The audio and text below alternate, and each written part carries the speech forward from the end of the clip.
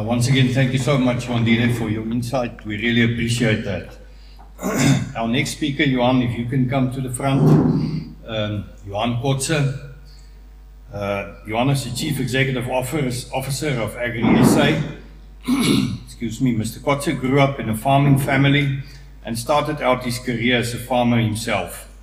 He brings a wealth of experience to this role, having previously led the South African Pig Producers Organization and worked extensively across banking, consulting, and agriculture businesses.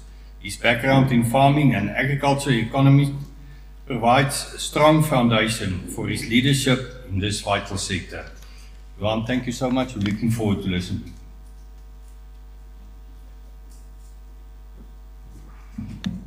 Thank you. So it's always difficult to speak after Wandile, so if I do it in Afrikaans, that's because his Afrikaans is as good as my Xhosa. So that would be the only reason of doing it. Maybe just two things. Where I came from, English wasn't the first choice language and also not the second choice. So sometimes when you get into a situation where there's a bit of pressure and your money is up, goes for the library and the words are not there, it's a bit difficult. So maybe just one story. We had listeria out of the ASF outbreak, and I was live on ENCA TV, and it was all in English. So they didn't give me the questions beforehand. So I was sitting there, and she was pumping all the questions. Yes, in Afrikaans. You think in Afrikaans, and then you need to convert, and when you do it on TV, it's very difficult to do it. I could remember, well, first let me say, I went and worked in Amsterdam and Holland, so Amsterdam and Holland is quite vivid in my mind.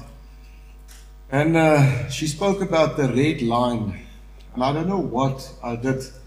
And I said to her, the red light district is going to move down on live TV. And she had a bit of a smile, and when I said it, I knew I was done.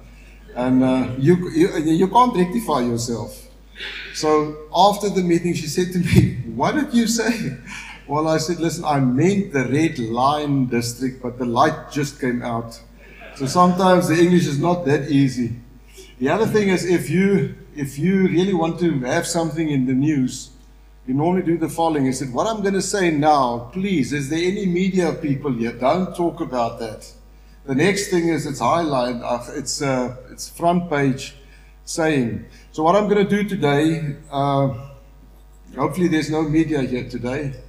Maybe just a quick, I think I want to take you into a space to let you think for yourself. I have dear parents, a wonderful mommy. My mom always said to me when I was a boy, don't think what you want to say to me, just listen for a while, without thinking. Well, all I want to ask you is, give me a chance today, maybe just to show something different in agriculture, and maybe just in a different way. So we're going to look at the world population, because I think sometimes we lose the concept of why we are farmers and why we do have this obligation to a certain extent to farm. We're going to look into food security, a bit into the agricultural sector, then the GDP, but not the GDP itself, but more than trends. And I just want to show you one or two interesting things. And then about critical factors, I believe that we need to address, and Wandile highlighted a few of them. I need to say something about African swine fever. I was a pig in my previous life. My kid said the only thing that changed is my profession. So I want to go back and just show you something about that, and maybe a bit about Agri-SA. So the first concept is, can you imagine 100 years ago, we were only 1.7 billion people. We're aiming 50 years, 150 years later, for 10 billion people.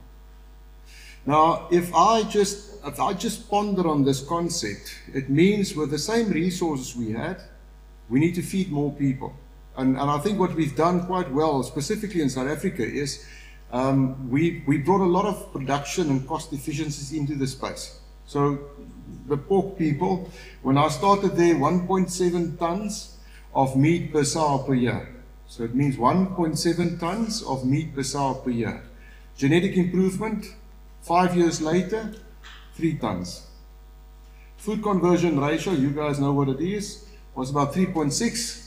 5 years later, genetics, feed, different concept of feed, 3.1, 3.1 against 3.6. So, but you can do it up to a point and then no more. If you can have, and pork specifically, 4 sides of ribs, we would make much more money, but they only have 2 sides. You can't do anything more. So something needs to happen. If you want to go from 1.78 to 10 billion people, but that's one story. If you have a look at 1908, only 10% of all the people in the world lived in cities. They estimate when we're going to be 10 billion people, it's going to be, 68%. The significance thereof is they will not be able to produce their own food. So it means if I have a calculation in my own head, being an agriculturist, my take is my job is secured for life because people need to eat. The second thing is they will not be able to produce their own food. One of the other great stories is 6 cities, 1908, more than a million inhabitants. Have a look at where we are today. Over 600 cities in the world. So the largest one in the world is Tokyo, Yokohama in China. 37 million people in one city. Why do I refer back to this? If we do not understand the structure of the population, we do not understand what we're going to deal with and what the needs are going to be. So why do we look into this? And if I need to sit down and go beyond South Africa and say, but why do we look into agriculture? Why is agriculture important? The first thing is we've experienced some world conflict now, and all of a sudden the prices were disturbed. It's going to happen again and again and again and again. So it means you can't sit here and think, well, it's going to go away and we're going to go back to normal again. This is the new norm. So geopolitical conflicts are not going to stop. So that's the first thing. The second thing is, and I think for the first time, there's a massive focus on food security. So what is the reason for me as a farmer being here? It's food security. So we get the privilege of farming on land, and we get water with it, if we in good standing with the water people. And what we then do is we convert that to something that the citizens of South Africa and the rest of the world can utilize. And that we call food security. We can fight about gold and platinum, and that was the national assets for quite a long time. The new national asset in South Africa is food security, is food. It's agriculture. And the reason why I'm saying that is we need to feed 10 billion people in the world. I'm going to show you a bit later about Africa and the stats on Africa and why we focus on that. When you need to feed 10 billion more people with the same planet as what we have, somewhere you need to look into the planet and say it must be more sustainable. So sustainability is not just a thing people talking about. It is a great concern. If you look into what the World Bank does or what the investors does, food sustainability is a mechanism, or they utilize products and whatever they put to conditions to maintain sustainability, and specifically to the natural resources that we have. So that's going to be a major play in the game that we are playing. So let's get back to your business. If we look into the milk industry, it's not about what we believe. It's what the people believe that buy from us. So ek weet my vrou kom my haal, ek weet nie of sy hier is nie. Sy sê hy is vrou. Wat sy glo is die waarheid. Maak nie saak wat dit is nie. So if she walks into Woolies and believes that milk, die koeie poep ons na die hele wêreld dood. If they believe it, they're not going to buy whatever you sell. So we need to be clever to understand the way the world thinks about what is going to happen and how the world's going to look like. So sustainability is a massive thing. Climate change. So my dad is 86 years old, he's a farmer. And he says, listen, we had this climate change for years. When I was a boy, it rained in January, and now it's raining in February, and you know what? It also happened in my time. It doesn't matter what he believes. Climate change is real. So the intervals are changing. I think seasons are changing. It's also moving. But you know what's the big thing? There's not a person in the world not believing in climate change. So their behavior and the way they buy is going to be determined by the way they anticipate climate change. And climate change, the way financiers are going to look into this is going to through the world of, it's going to be through the lenses of climate change. So climate change is something real. I think the most difficult one, and I want to talk to you about African swine fever, is extreme poverty. I don't think we understand what the meaning thereof is. 700 million people in the world are living in extreme poverty. It means they do not know where the next meal is going to come from. 3 billion people in the world out of 8 billion people are living in poverty. We do not understand what poverty is. I do not know, because I've never in my life didn't have a meal. Never. I had a few times that my mom chased me out and said, not tonight. But that's not what I'm talking about. Where people do not know where the next meal is going to come from. So extreme poverty is a major driver of behavior of the population of the world. The last one is agriculture. If there's one, I would say, sector in the world that can change or bring a change in the world, is agriculture. They reckon agriculture has the power to do it 4 times better than any business. So it means if you put up agriculture, 4 times more impact through agriculture than normal business. And there are many reasons why they say that. The first reason is food security. 600,000 people from 2020 die of malaria in Africa. Malnutrition's 50% of child deaths in Africa is the fact that they're malnutritioned. So food security is the greatest driver of any growth, of any, I would say, turnaround in the world. So a last comment about agriculture. Last night I had a dinner with the editor of Landbouweekblad, and we spoke about the relevance of agriculture. And he said to me, Johan, it feels like for the first time there's this excitement about agriculture. And I said to him, Chris, it happened in COVID. And I'll show you the graphs of COVID. But what happened in COVID is, for the first time, even though we're just 3% of the GDP, we were reckoned to be essential. And it means that agriculture plays a major role in the existence of any country, irrespective of who we are. So agriculture is the place to be. And agriculture is going to be the revival of economies all over the world because of the potential that we have. So why do I show you this? I show you this because sometimes we lose perspective of who we are in the world and what the potential is of what we can do, and then also where we should go to. So if we need to be 10 years into the future and have a look how we should look like, this concept of understanding the structure of the population is a major play in our world. Now let's go to Africa, if I may. Let's start with the figure. We're 1.5 billion people. 1960 it was 620 million people. If there's one continent in the world that knows how to grow, it's Africa. We're going to be in 2045, we're going to be 1 billion people more. We're going to grow to 2.5 billion people. The mean age of Africa is 18.8 years. It means 50% of Africa is younger than 18.8 years old. I'm going to say it again. The mean age is 18.8. It means, phantom in your mind, 50% of the whole continent is less than 18 years old.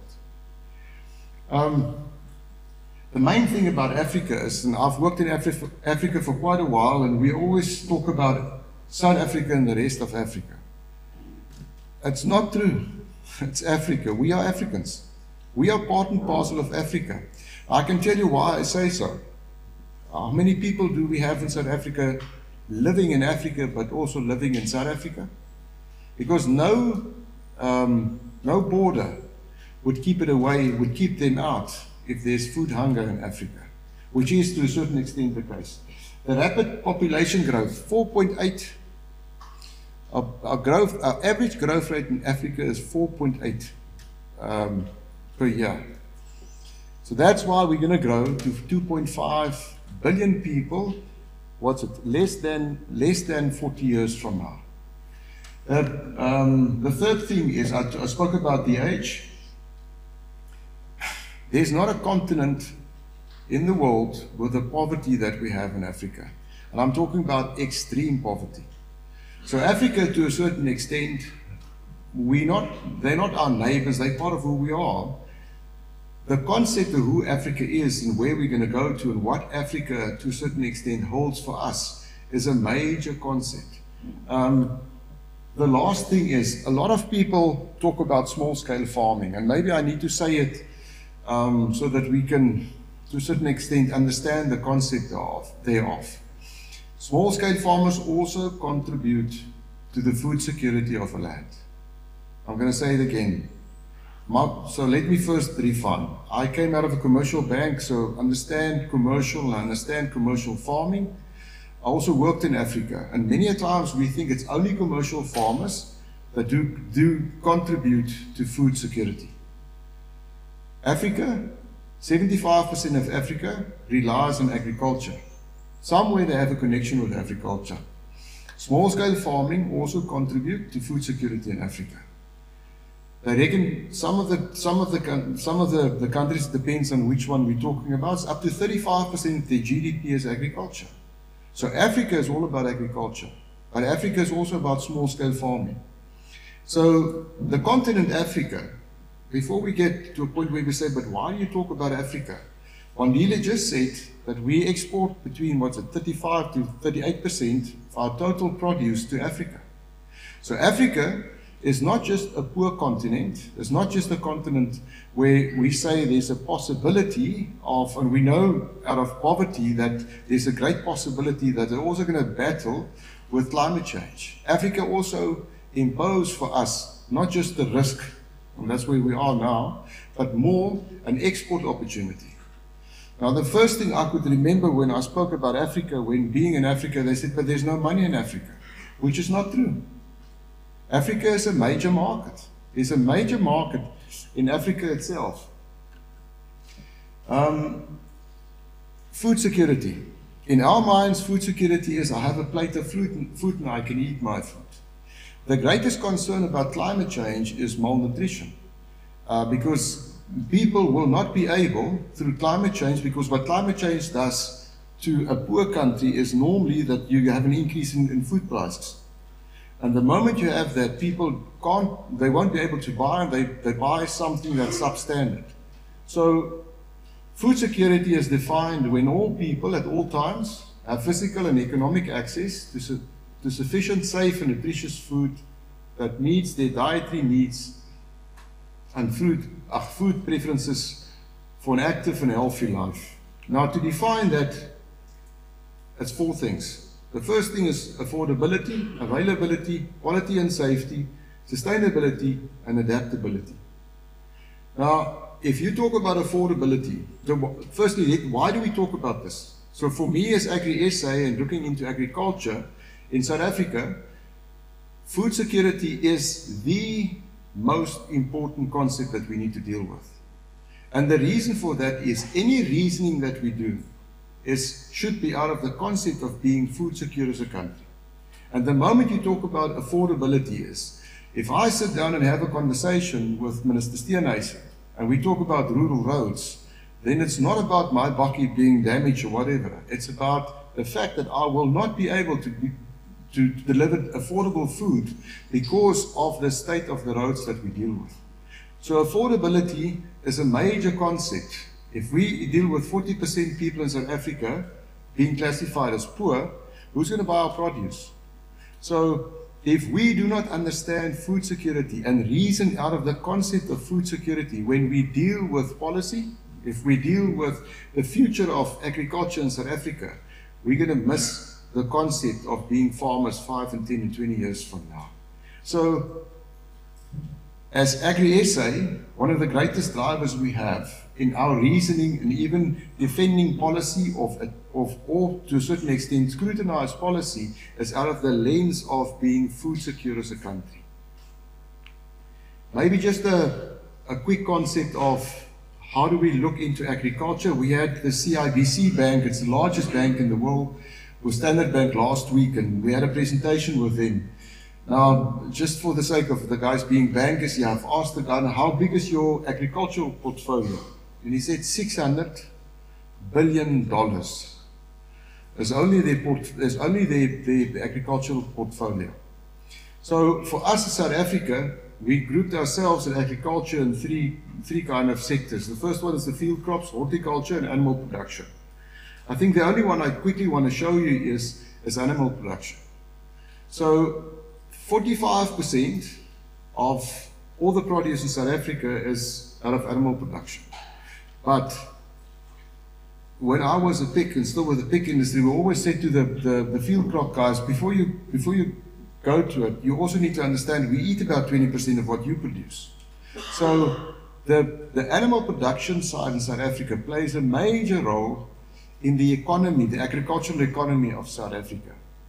Maybe just one concept. You know what I could never understand in the way we think when I was still in the pig industry is that we never defined our animal production as animal protein. Never. We've never spoke as an industry referring back to ourselves as animal protein. And the moment you classify yourself as just being milk, or just being pigs, or just being beef, you actually limit yourself in the way you think. Because the moment that you lose market share, it's not the pigs that lost market share. It's animal proteins that lost market share. So for me, it was as important that then Dewold was with the voerkraal, Dewold Polyfeed, that Dewold was also successful because we needed to keep our stance as animal proteins in the world and in the marketplace. So I think that the idea with this is just to show you the importance of animal production, specifically in South Africa. This is one, I think Wandile referred to this. I think this is the same as what Wandile said is, if you take the last 30 years, do you see the significant role that agriculture plays in the agriculture of the economic growth in South Africa? Just have a look what happened with mining, which was our national asset to a certain extent. So agriculture is stable. I think one banker asked me the previous time when we had the Eastern Cape meeting, I said that agriculture is a low-risk industry. I just want to define it again. It's one of the highest risks when you deal with drought and whatever we deal with. But do you know, as in the lending capacity that we have, agriculture is one of the industries where the right of the least in our economy. And that's the way we farm. It's the way we secure ourselves in farming. So agriculture is a massive asset to the context of the economy of South Africa. Now, if you also Wandile referred to this, I personally think if we look back specifically in the past 10, 20 years, and we look into achievements of agriculture, this is one of the greatest we ever had. It's the growth in exports. So Minister Toku Dedisa opened up new markets and a lot of exports took place while she was the Minister of Agriculture. This is absolutely remarkable. If you think where were we, 24, and where we are today, 2023, it's a six-fold increase in your trade balance. It means that the amount that we export versus the amount that we import. So 55% of our produce goes out, which is remarkable because of the foreign income that we have. So again, one of the better stories of the economy of South Africa. Maybe just a quick look on where we do that. So first, before I put up the graphs, we always think, if we think exports, we think Europe, or we think Asia. Just have a look. Excuse one back. So this is the top 9 export destinies for agriculture. Botswana, Namibia, Mozambique, and Zambia in the top 10. So Africa is a fantastic market for us. And we don't always see Africa as a market. We don't always see that Africa, there's a great potential in Africa. The Netherlands, we can't go back 1625 because then we say that's a long-standing relationship. Maybe, I don't know. But maybe China. Wandile mentioned something about BRICS. We personally believe that Asia, and specifically China and India, is an untapped market for us in South Africa. It is a massive market. In my calculations with pigs, 1 year's production in the pork industry, the pig industry, equals 1 day's consumption in China. So the market we have, if we can open it up, is absolutely humongous. So unbelievable opportunity. This is exports. If we go to imports, if I may, if we go to imports, only one country out of Africa where we import from, and that is normally the live animals that we bring in. Just have a look how many imports we have out of the Asian countries. So the interesting way of looking into South Africa to say, where do we export to? And what are the potential? Because Wandile is right. If we produce 55% more, and it's gonna raise even more, where do you export it to? So BRICS is a big option. Wandile always says the first thing you do is you need to maintain what you have, and then you need to look into the new relationships you have, and you need to open up markets that's close by, like Africa, and that's where we are. So if we have a look, I want to do something different. So all the economists, this is not about the figures, it's about the trends. Frans Cronje did something interesting. He took the periods that we had different prime ministers or presidents, and he put it down and he put the GDP of agriculture into it. So the first 6 years of Nelson Mandela was, say, 3% average growth. Thereafter, Thabo Mbeki had quite a steep rise, and actually in our last 30 years, that 9 years were for us as agriculture one of the best. And then we had 1 year where 2008, where we had the collapse of the financial markets, which is where Kgalema Motlanthe was our president, so I don't think you can count that one. And then we had Jacob Zuma, where it went down, even below 2% on average, and that was for 8 years. Then COVID 2019, 2020 had a big impact for President Cyril Ramaphosa, but look what happened. We actually just went down. So now the question is, and that GNU is purely just where they think we're going to go to, and that's where Wandile spoke about the 2%. The question I want to ask you is, do we have a role play in that GNU as agriculture? Do we think there's a possibility that we as agriculture can maybe have a greater contribution than the 2% that we see there? So before I go to the next slide, I want to ask you a question. I'm going to look into the confidence that we had as farmers and also the consumer confidence index. If you look at the presidents we had, which one do you think would you say we had the greatest confidence in? And where did we do the best in confidence levels? So this is not an economic exercise. It's something completely different. I want to show you something, and it's not mine. I just had a look on the confidence levels that we had. Just one slide on, if I may. I'll show you now what I want to show you about the presidents. This is the GDP, the green ones, over a period of about 30 years. And then the confidence level is the yellow straight line. I want to talk about two incidences. Firstly, we always think that a political interference or political concept has a major impact in our GDP growth in South Africa. According to the statistics, it's not true. We only had two incidences where it was significantly a political interference. The first one is when Mandela got out of jail. That was the lowest one on growth. And then we gained massive momentum the year thereafter. The second P, which is also political interference, was when we had the deregulation of our markets. So that's not a political interference.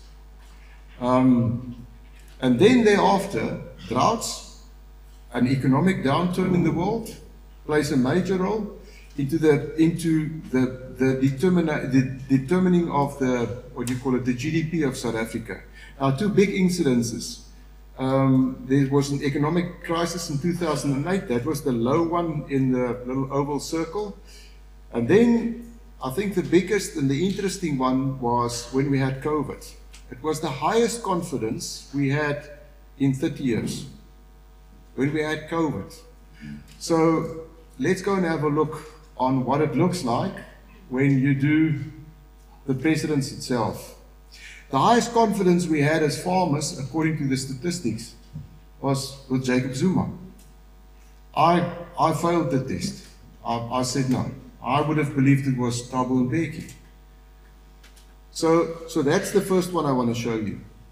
The second one was, we went down, in his period we went down, and that was when we had drought. 2015 was a tough year for us as an agricultural economy in South Africa.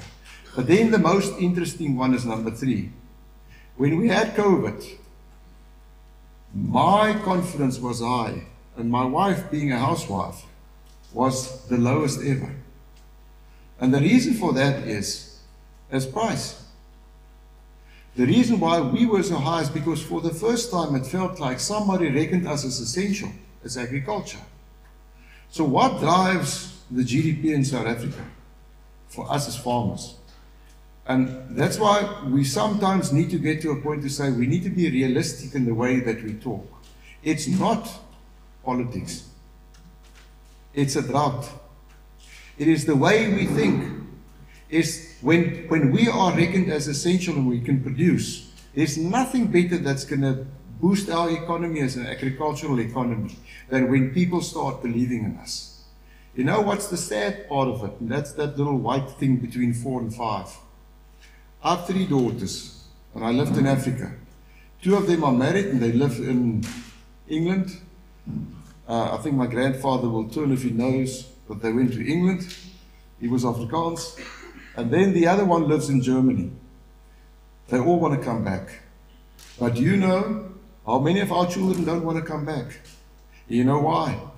Whenever we stand around the barbecue and ons braai daar, we condemn what we love, and we don't see the future anymore. It's not the president that's going to change this. It's the way we talk. So one thing we said in Agri-SA, you will see it in the media, I never criticize. I will not. Because I'm not starting with what I don't have. I'll start with what I have. If I had 10 and I've lost 8, I deal with the 8 and I start with 2 again. It's 2 out of 2. And many a times we talk about 2 out of 8, and we spoke after 2 out of 10. We spoke about that 8 that we've lost more than what we have in the 2 that was left.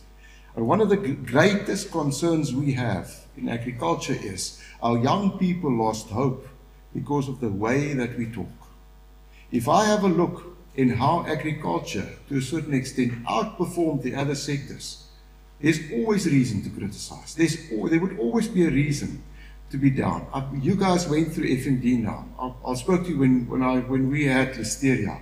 It is the most difficult time in my life. It's the way that we talk. It's the way that we talk to our people. So what is the new GNU for us as agriculture? It's what you believe. It's not what Cyril Ramaphosa believes. It's the way that we see agriculture as being the people that are agriculturists. So when we sat down with the minister, we said to ourselves, we need to have a look into what is happening in the world where we are. What do we need to do now? So the first concept is, when you are in Rome and something is burning and Rome is burning, it doesn't help you dream about the new little Rome you want built if you haven't settled the fire that you're in. So part of this is kind of being there. Maybe just one concept. Do you know, if you talk, and the only talk you have is always being critical, you know you've lost the capacity to dream. We've lost the capacity to dream about 10 billion people that need the produce that we produce. And it's the way that we talk. It's the way that we deal with the difficulties that we went through. So when we sat down, we said to ourselves, we need to start talking about stuff that is more than what we can, to a certain extent, at this stage, anticipate. So the first thing is the Government of National Unity. They ask us on radio and TV, are we excited about the new minister? I said, we're always excited. They said, but how come? I said, because of the potential of the 10 billion people that we need to feed. The Government of National Unity, for the first time in the history of South Africa, no party has the sole vote to change whatever they want to. So that's fantastic. For us, as being an organized agriculture, you know what is the National Government of National Unity for us? In organized agriculture, to work together. And let me quickly explain that to you. When we turned from being an one-channel marketing system to an open market system, a lot of things changed in South Africa. And one of it was that the commodities moved out of the government's kind of sphere and they started doing their own thing. The MPO started, SAPO started as a big industry, Grains SA was there, wine started, and all of a sudden they started organizing themselves. The pity it was in silos. We didn't work together. And for us, the biggest challenge in agriculture is not to change people and all make them all the same and put them into one basket again, but to make sure that we would be able to work together. I think Fani said something remarkable. When he spoke about the new database you have, Fani said he wants to work with other commodities to make sure that they would also have access to that data. Now, we're scared to give data away, and we're scared it's going to be misused. But do you know the value if 3 or 4 commodities would work together and you utilize data and turn it into intelligence if you put it into one space? So for us as agriculture, the Government of National Unity is not the one that we see as the way that we act as farmers, the way that we interact as commodities. The second one is food security. I spoke about that. And then we talk about, I was here, I think, when John visited we had the Eastern Cape Conference when he visited the farmers with FND, Bull Act. I don't know if it was you guys. And he spoke about biosecurity, and I stopped him. I said, John, biosecurity is actually not the problem. The problem in South Africa is our animal health status. I just want to say 1 or 2 things about animal health. Our animal health status, when my dad was a farmer, my dad is a cattle and a maize farmer. When my dad was a cattle, well, he's still a cattle farmer, but when he was a young man, he didn't know about the diseases we had today. And they never knew about the outbreaks in the frequency that we have it today. But we forget something. It took them to travel from Bothaville to Plettenberg Bay or Kermondstrand 2 days. He said he hated the gate because he needed to open all the gates. It takes me 10 hours to travel from Pretoria to Kermondstrand. How many people were they then? We are now 60 million people. Animal health is directly correlated to the behavior of people because we move animals. If you migrate people from the Eastern Cape to the Western Cape to go and work, what do you think they take with when they go from there to there? If I had a pig there, and that pig was nearly for free, why would I go and pay 80 rand a kilo? So I carry my pig, slaughtered pig, I will carry it with. So animal health is in a massive crisis in South Africa. And it's not just now. It's the past 10 years we're battling this. I just want to say to you, it's not just government. It's far greater than just saying government neglected animal health. Okay, export markets we spoke about. Infrastructure is, I think there's a lot of focus on ports, but there's one thing I think that we, to a certain extent, miss. The connectivity in rural areas, it's not always there. So they battled with connectivity. So connectivity is one of the biggest drivers for new technology. And if we want to utilize, if we want to overcome climate change, new technology is the way to go. So new technology is to a certain extent limited because of the infrastructure that we lack. So when we spoke to the minister, we spoke to him about the rural roads, which is neglected. And the reason why we spoke about that is because that's where your new growth is going to be. And then the connectivity that we spoke about. Rural safety in our minds as Agri-SA is one of the top concerns we have, and it's one of the top focus areas that we're going to focus on. Wandile did refer back to the AMP plan. Maybe one or two concepts. The AMP plan is not a contract. It's not, I signed the AMP plan as a PIC then. It's not a contract that we stated to say, this is the amount that we can put in and this is how we're going to grow. You can never do that. It's a social compact. It means parties with a lot of differences got together. They sat around the table and said, we take responsibility for agriculture in South Africa. And we set aside all the differences and we focus on what we have as common ground. And the parties were agro-processing, which is the co-ops and the processors. And the others were the primary producers, labor, and government itself. Many people say we need to dust off the AMP plan. Well, what I can say from the farmer side, we never stopped farming. We're still faithful to the AMP plan. We're not in default with the AMP plan. So when I met the first time with John, I said to him, John, don't rewrite the plan because it's going to take you another 10 years. We're still lacking the plus plans and all the others we had, Akisa, and I don't know what we had before this. This framework is good enough. We never ever agreed to every iota and tittle, but it's good enough to continue with it. Please don't go and rewrite this thing. Can we just start and just start with what you need to do? Because we're not in default for what is happening here. So the AMP plan, there's a lot of critics and critical people regarding the AMP plan. We don't see it as a critical concept. We see it as a roadmap or a roadmap for agriculture and a framework to work with. The last thing is, and I've heard it many a times, some people spoke about apartheid policies or policies being 19 whatever. I can't care if a policy was written in 1652. If it's still working and enabling us as farmers to work and be farmers, so it be. So the only thing we need to do is we need to modernize policy, which means we need to go into the future and say, this is how agriculture should look like. When you backwards engineer it up to where we are now, we say to ourselves, but we need to have a policy that will enable us to make this kind of transition from where we are to where we need to go to. So these are the critical focus areas that at this stage is partly where Rome is burning and partly of where we need to go to as agriculture.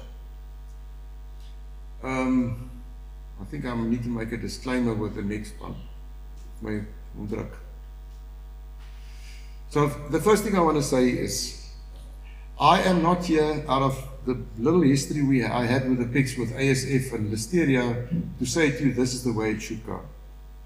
But maybe just out of my own understanding where we had a difficult time as the pig industry, maybe just a lesson that we've learned. So nothing that we did worked. So we culled pigs up to 2 o'clock at night. We paid our people millions to buy back the pigs and to maintain it, same as what you guys do with the demarcated area. With pigs, ASF is non-forgiving. If you break with ASF, you kiss them goodbye, you kiss your wife and you go.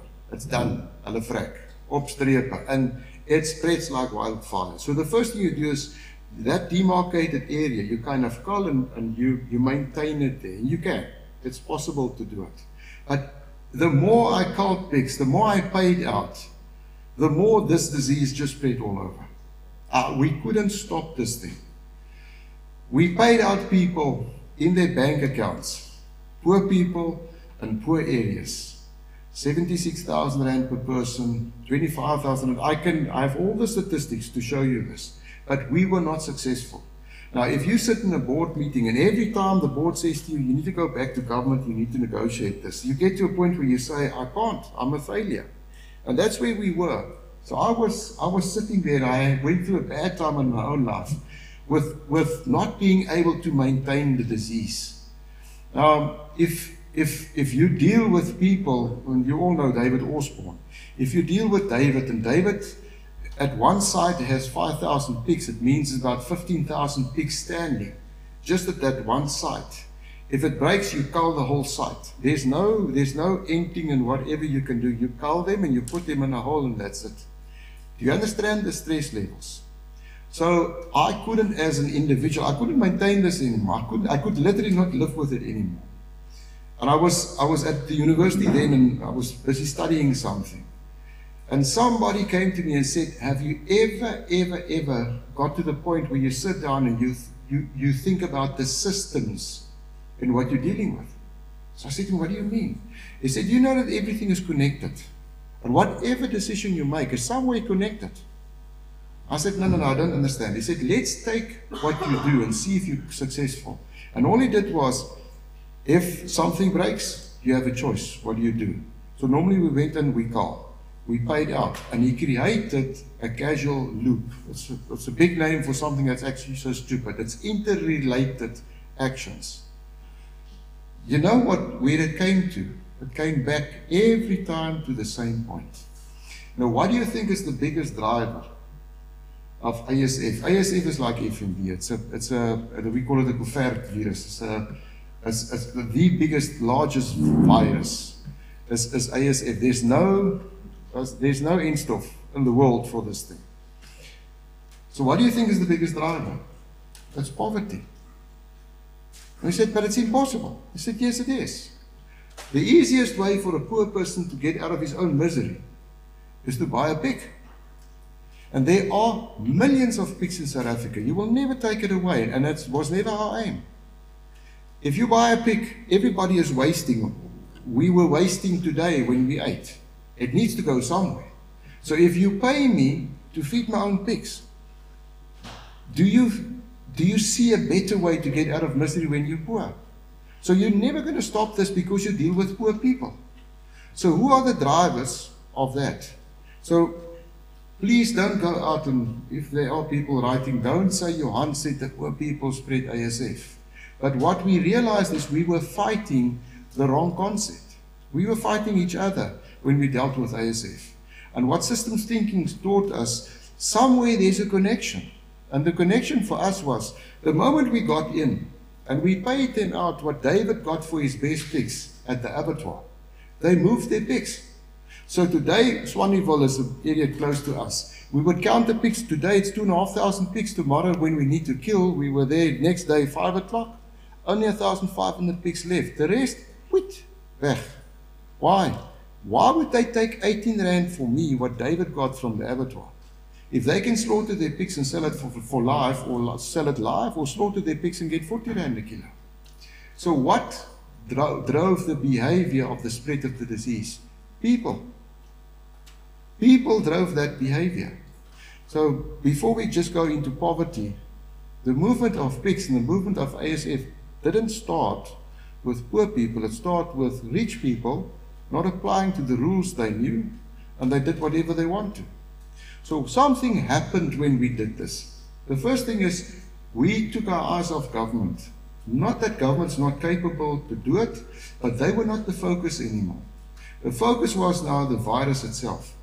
We always said you need to think like a virus, because you're fighting government. They're not the virus. They're not FMD or ASF.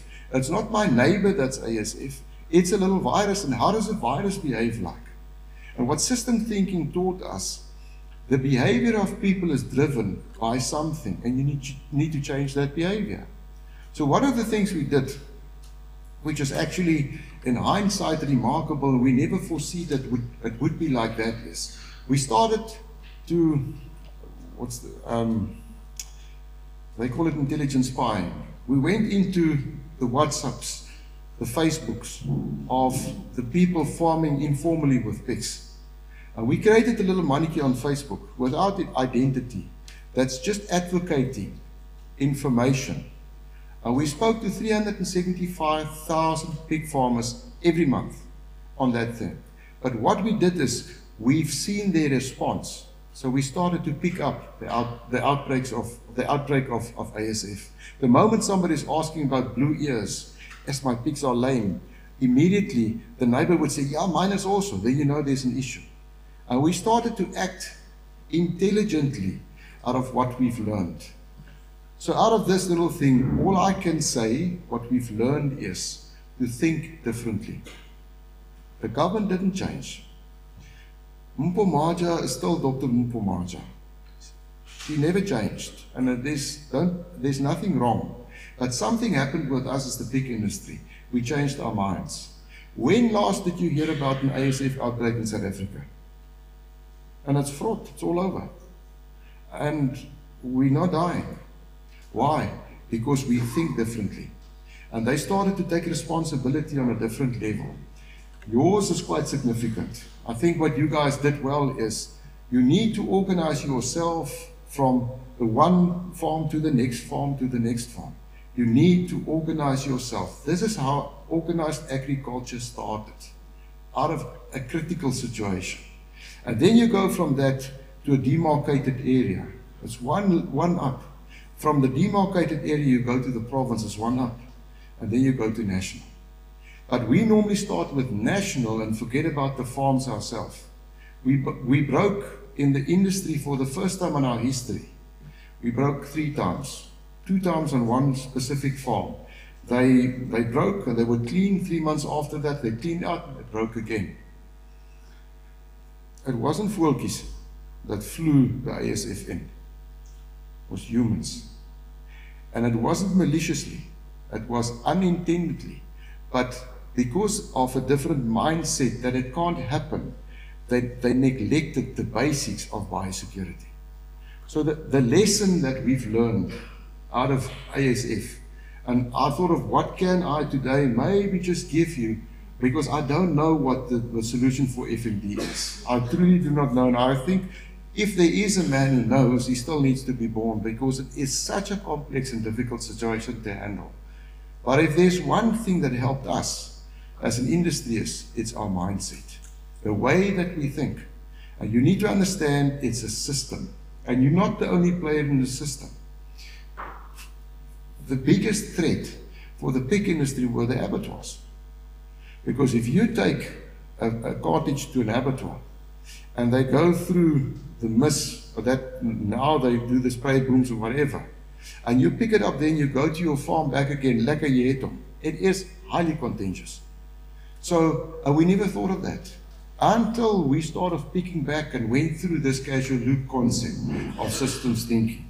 So what is the answer to FMD? I do not know. But what I do know is it lies with you. It starts with you and your farm in the way you think. It's not Dewald from RMIS that's going to sort out FMD. It's a good mate of mine. I'll say it to Dewald. Dewald needs to play his role, and I think there's a lot that we can do. But you need to take responsibility for the farm where you are. I think it was Bull that said to me there, you know what? It sounds like if we hurt here, we stand up at the other side. We start to kind of negotiate our own concept to overcome the issues that we have. That's what we've learned with ASF and the way that we deal with it. I think I'm nearly finished. The last one is, why organized agriculture? So 120 years ago, a few farmers got together and they said, but we need to do something in agriculture. If you go back 120 years and you have a look on where they were, it wasn't a very difficult time. And they said we need to do 2 things. We need to promote and protect the farming industry in South Africa. And nothing changed. It's 120 years later. If you ask me, Johan, what is the greatest objectives that you guys have in Agri-SA? It's to protect and to promote the interest of the farming community. So one thing that we sometimes shy away from, it's not a sin to make a profit. It's impossible to farm if you don't make a profit. And many a times I would sit in a meeting and people will say, yeah, you need to understand we don't make money. It's not a sin. If they talk to me from government side, I said the main thing for me is to promote, to make sure that everybody is profitable. So profit is not a sin. Although it's taxable, it's not a sin. So just one concept. The other thing is we need to be clever to understand that we need to become more valued, because agriculture needs to become the national asset in South Africa. Okay, what drives agriculture in South Africa? Food security. What is, if I need to talk to the president, if the president calls us today and say, can I have an understanding of why you guys are essential in South Africa? It's about food security. It's all about food security. It's the way that we secure South Africa and the neighbors that we have, and the play we have in the rest of the world. Now, how does organized agriculture work? It's different than a normal business. It starts from the bottom up. And my take is, what I've learned is, agriculture is not a head office in Centurion, which we call Agri-SA. Agriculture is the man on the farm. That's where it starts. So for us as Agri-SA, we took a decision by saying, how does the future look like? And the future is not Agri-SA, the future is agriculture in South Africa. So we registered a trademark called Agriculture South Africa. And the reason for that is to take our thinking to a different level. Because if I think Agri-SA, I need to think on all the old ummies before me. And I need to think of all the structures that we have, which is fantastic. There's nothing wrong with the structures. But when we sit down and I go to Jeff and say, Jeff, you've long standing now in agriculture. Can we talk about agriculture in South Africa? Jeff's talk's going to be different than talking to Agri-SA. So what we said was, if I need to talk to young farmers today, we need to challenge them to say, how's your world going to look like 10 years from now? And that we call agriculture in South Africa. So that's the greatest focus that we have. I want to end off with this one concept. There's a lot of talk about food systems. Now, food systems, you know, if you're an academic, I think sometimes you get also to a ceiling like us. You can only have two sides, that's rips. Then you get to a ceiling, then you create more language, and eventually it's a new concept. Food systems is actually a kind of a value chain. It means you produce food, and then you process the food, and then you transport the food, and eventually you eat the food, you consume it. But what we also need to understand of organized agriculture, although I'm primary, if I do not have an influence in the retail sector, they're not going to buy what we have. So we said we're only going to do three things for a start. The first one is the way that we communicate. We are not going to criticize in the media, and I'm not going to talk to people through the media. If I need to say something to the co-op, I'm not going to do it through the media, because that's the way we did it in the past. And you know what we did? Our kids are all out, go and work somewhere else because they've lost confidence in the way that we see agriculture. So we're going to be positive. That's what we said. And the next thing is we said we're going to speak live. If I lose 8, I'm going to focus on 2. I'm going to start not with what I don't have, I'm starting with what I have.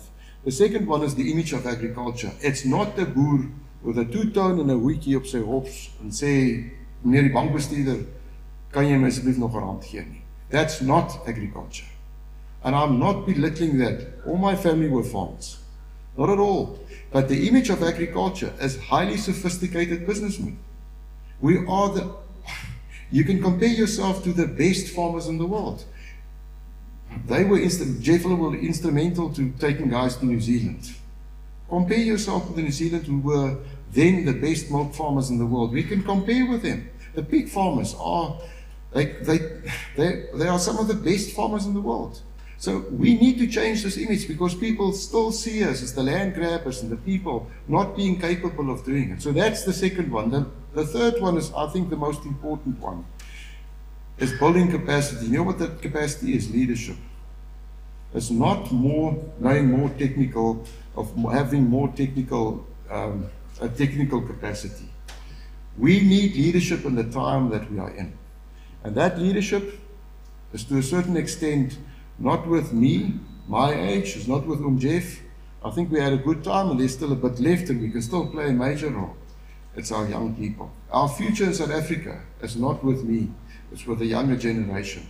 And we need to build that capacity. I think we have brilliant young leaders, brilliant young farmers, but this is the time for them to understand 10 years and 15 years from now, re-engineer it back to where we are and start with a new concept.